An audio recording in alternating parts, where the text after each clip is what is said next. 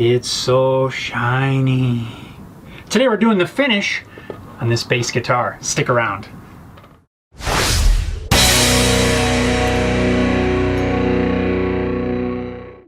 Welcome back everyone to another episode of Home Built Workshop. My name is Jeff and we are back working on the bass guitar. It is time to get some color on this top. A quick update as to where we are. I've got all of the work done on this. All of the holes are drilled. This whole entire thing is sanded up to 600 grit. The back and sides have been grain filled. We're just lacking some color. We're gonna fix that right now. The finish that we're going for on this piece, we're gonna call kind of an ocean burst.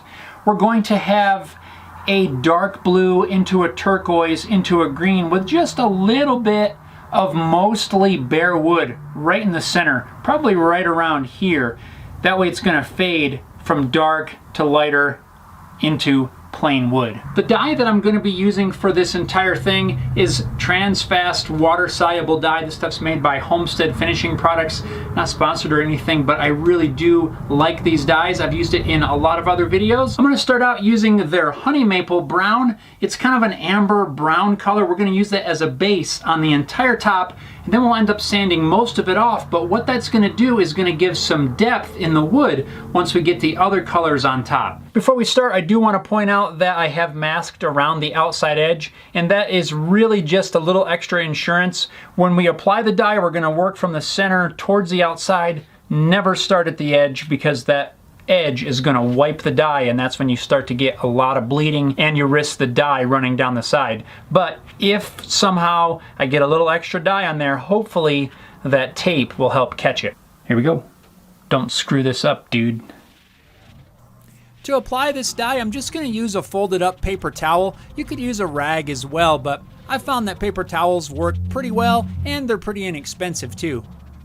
You can see here how I'm always working from the center to the outside, never the other way around. My goal at this step is to just get a nice even coating of dye across the whole top. That right there looks pretty cool just like that. Clear coat that and we're done. No, not really. We got a little ways to go. Now we need to let this coat completely dry. You probably want to leave it, I don't know, a couple hours. What I'm probably going to do is let it dry overnight. The next morning, I fired up the random orbit sander with some 220 and sanded most of that color back off. Sanding it at this step actually does a couple things. First, we want to remove a lot of that color, but also since this is water-based, when we apply the dye, it raises the grain. So at this step, we're flattening that grain back down as well.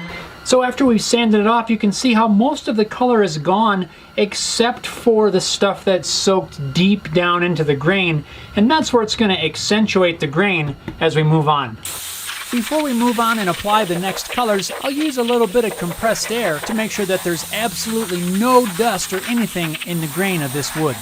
And now the real fun begins. We're going to apply our dark blue around the outside. We're going to fade that into this turquoisey color, and then finally into some green, but we're going to be very careful and try to leave the very center just plain wood. Let's do this.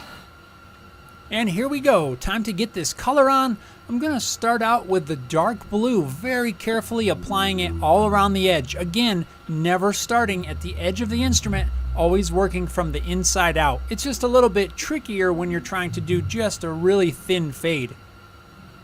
Now we'll switch over to the teal color. Every time I change color, I'm switching to a new clean paper towel. And here comes the first application of green. Again, just working lightly around, trying to get the colors established. Now I'm going to go back with the dark blue and darken up around the outside edge. This is where we get to start playing with the transitions and make the colors blend together the way we want. As I go back in for this next coat of teal, now I'm kind of blending the dark blue with the green. I work a little bit more in swirly circular patterns, and this helps pull the dark color into the light and the light color into the dark. And when I get the colors very close, I'll take a slightly damp paper towel and just use that to finalize the blend, working in just small circular pattern just to help blend it in and finalize the transitions. And once I get it the way I want, I'll give it a couple of hours to dry.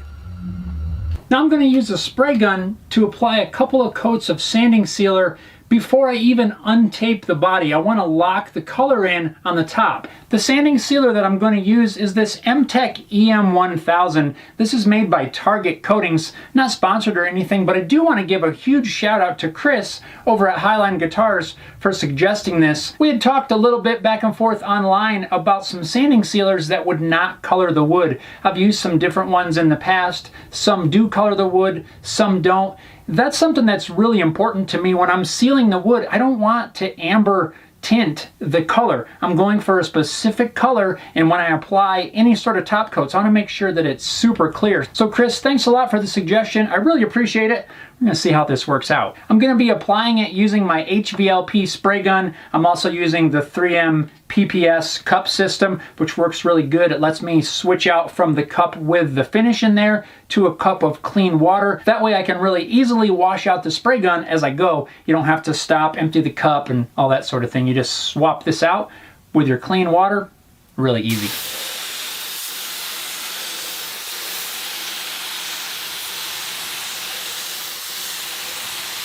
So I've let the sanding sealer dry overnight, and it's looking pretty good. It's already got a little bit of a shine. I wish it would have laid down just a little bit flatter and smoother though. I'll probably thin it out a little bit more when we apply the next coat.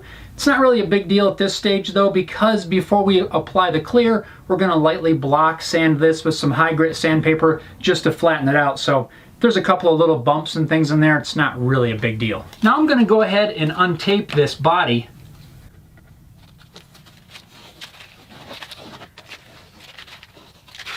Just doing a quick visual inspection on here. I don't see any areas of concern where we have any dye bleeding down. That's actually really nice and crisp. It's all in the technique of how you apply the dye. By never starting at the edge, you don't get the pooling where it can run down and really get a heavy application around the edge. That's where it starts to bleed and you get kind of uneven finishes. Really, if I was not gonna do any sort of edge treatment, this would be perfectly acceptable.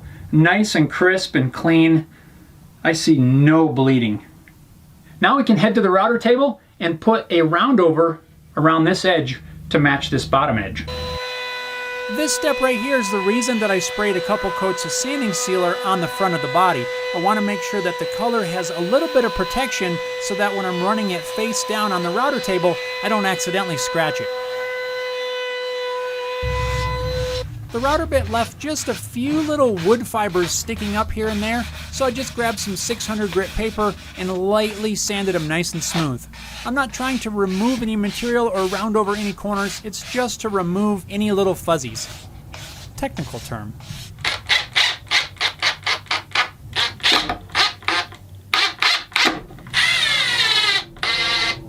Now we can hang this up. We got a handle to hang on to. It's time to spray a couple more coats of sanding sealer. This time I am going to thin it, maybe about 25%. The manufacturer says you can thin it up to 50%. For these next coats of sealer, I diluted it about 20% with water, and it sprayed way better. At first it was just a little bit too thick. I ended up spraying about 4 coats of sealer, and I let them dry for about 2 days before grabbing some 1000 grit sandpaper and lightly level sanding the entire body. This is our first stage of getting the finish nice and level. The flatter that you can get it now, the better the clear will lay down, and you'll have a lot less sanding to do at the very end.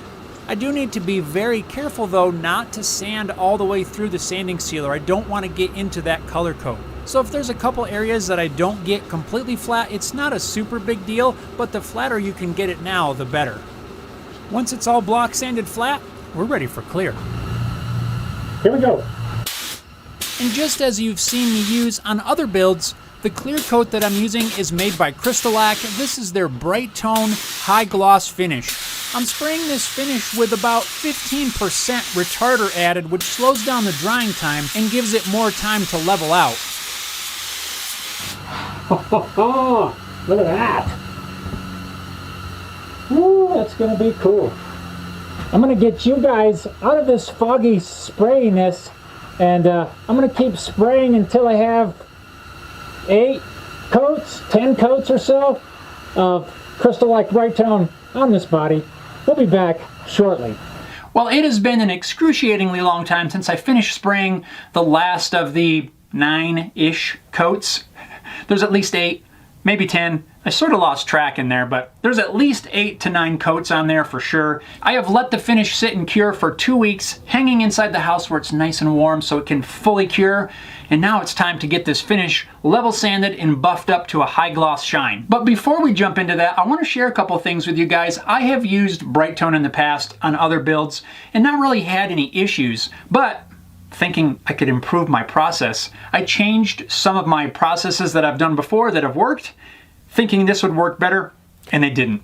I made some mistakes on this build which caused me a ton of extra time, and I also had to sand down and redo some of the finish. So I want to share a few things with you guys that I have learned from this build in hopes that it'll help alleviate some issues that you may be experiencing or help prevent them altogether.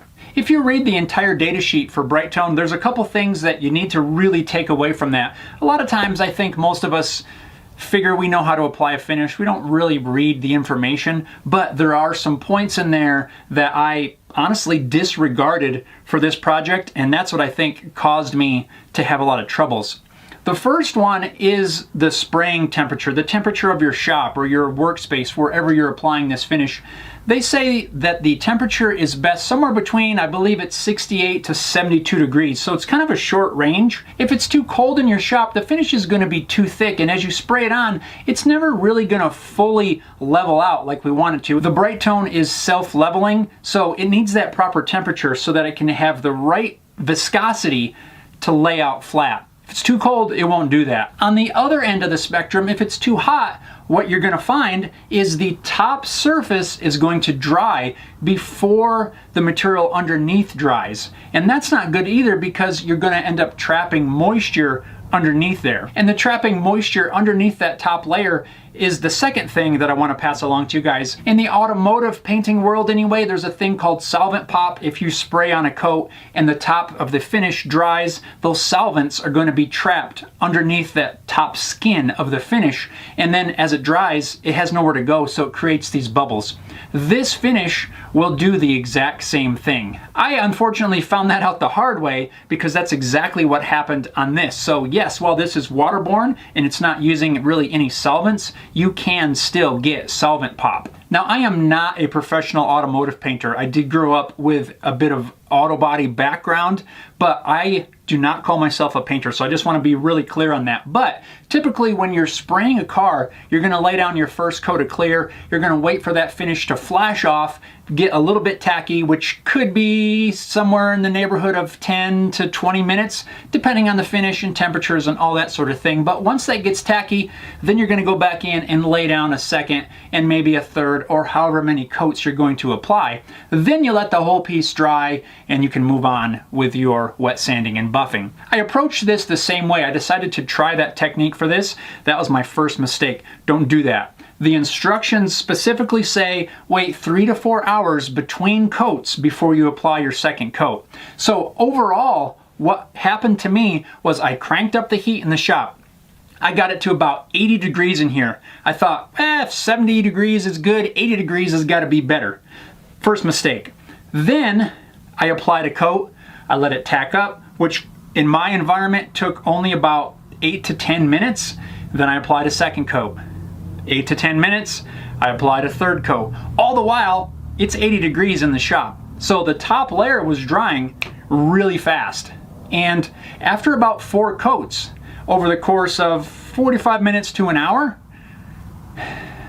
solvent pop, or whatever we're gonna call it, with a waterborne finish. Yeah, the whole back and all the sides bubbled up because it couldn't dry. I'd laid on too many coats, too fast, and too hot a temperature. So I ended up having to wait several days for it to dry, basically. Then I had to sand the sides and the back completely back to bare wood and basically start over.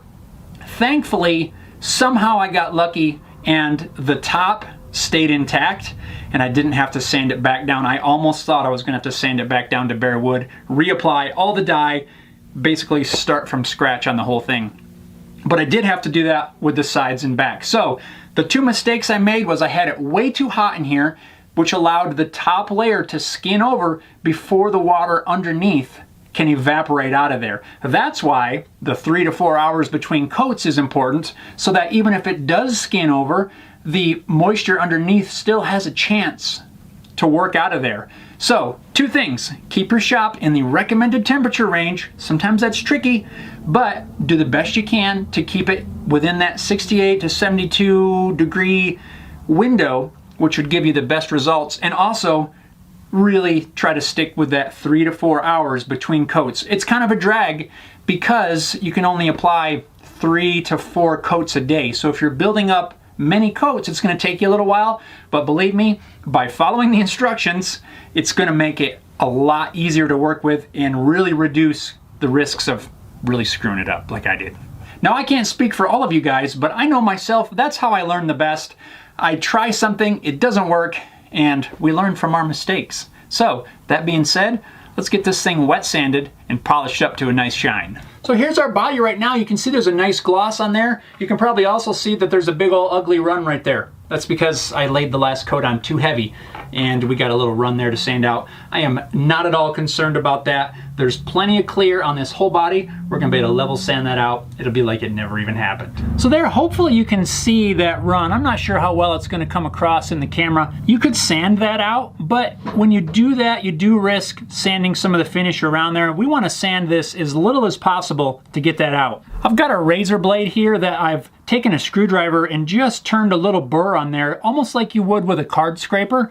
And I've put a couple layers of tape on the edge. That's gonna hold the edge of the razor blade just barely off of the surface so that we can use this as a scraper and take that high spot down.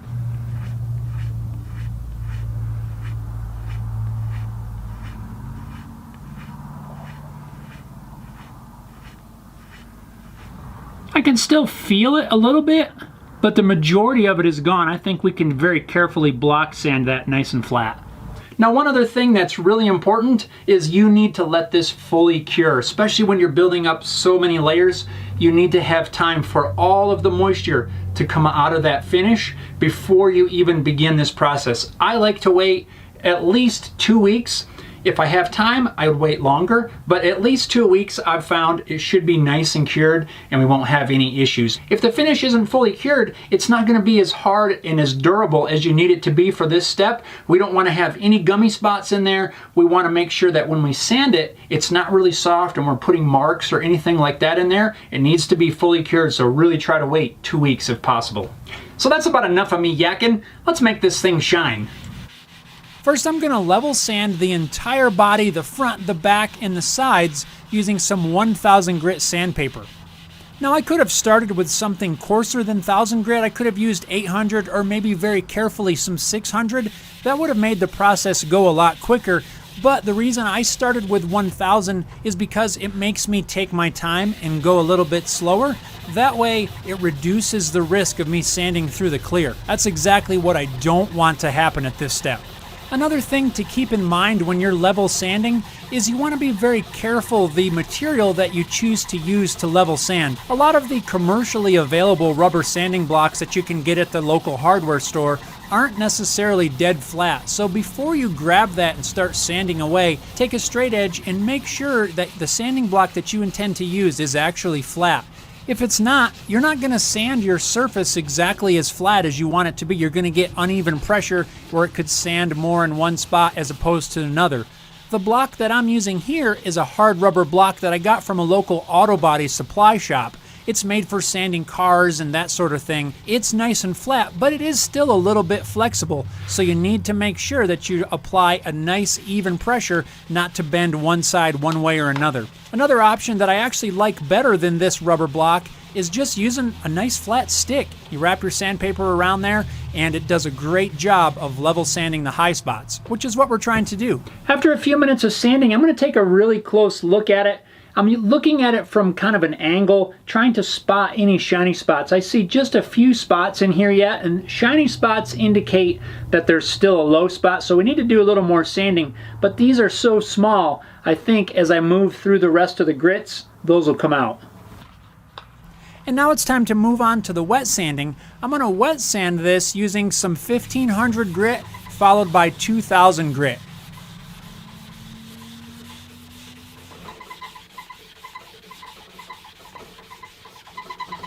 To sand the control cavity cover, I just stuck it to the workbench using some double-sided tape.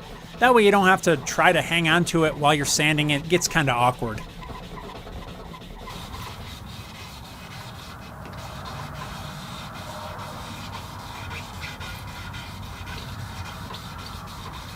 So I finished wet sanding the body up to 2000 grit. Now it's time to grab our little handy dandy cordless polisher. I'm going to use the 3M 3-step Perfect It system to work through the 3 different grits of polish and get this thing super shiny. I'm using this 3-part system made by 3M, with the only exception being this step 1 cutting compound. I'm using this Presta brand just because it's a little bit cheaper than the 3M. The 3M Perfect It system uses a white pad with a white compound, a special black pad that goes with the gray compound, and then a finer blue pad to go with the ultra fine polish. They all work together. They're different density pads, and they're made to work together with this 3-step system. This is a really nice system made by 3M. Again, I'm not using the 3M polish here just because this is a little bit cheaper. This polish is a little bit pricey, so if I can save a couple bucks, at least on the step 1, I'm totally okay with that. Let's do this.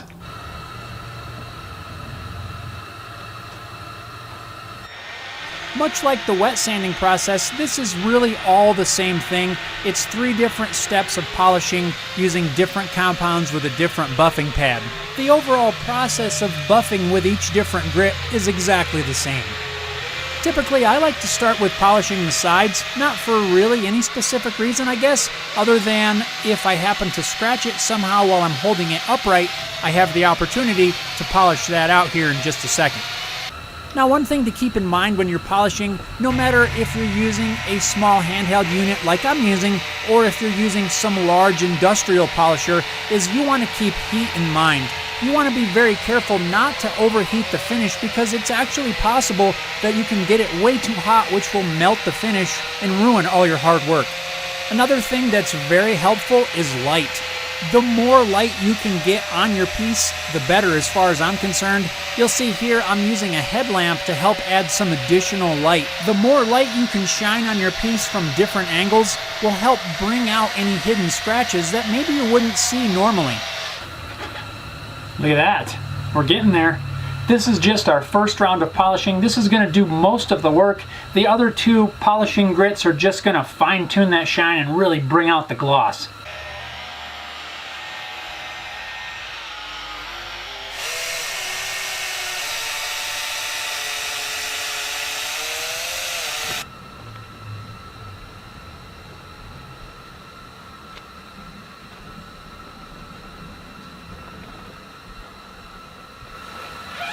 Whoa. Now I'll just repeat that exact same process, polishing this with the other 2 grits of polish. Shake well before using. This is one application where I actually don't mind wearing an apron. I'm usually not a fan of an apron, but this does kind of keep the splatter all off you.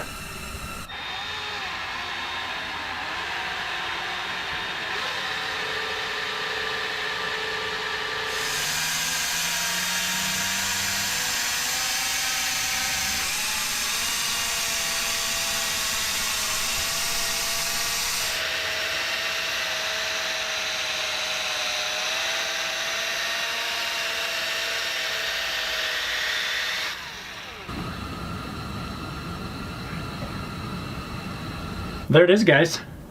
We got the finish pretty well done. Just a little bit of cleanup work left to do, but other than that, this thing is finally ready to start putting together. It took a lot longer than it should have to get to this point, but overall, I'm happy to be at this step and ready to start getting this thing put together.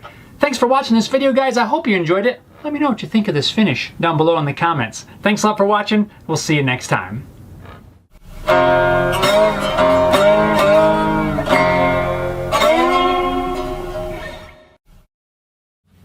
Look at all that quilty goodness. Respirator, very important. Shake well before using. Sprayer, sprayer.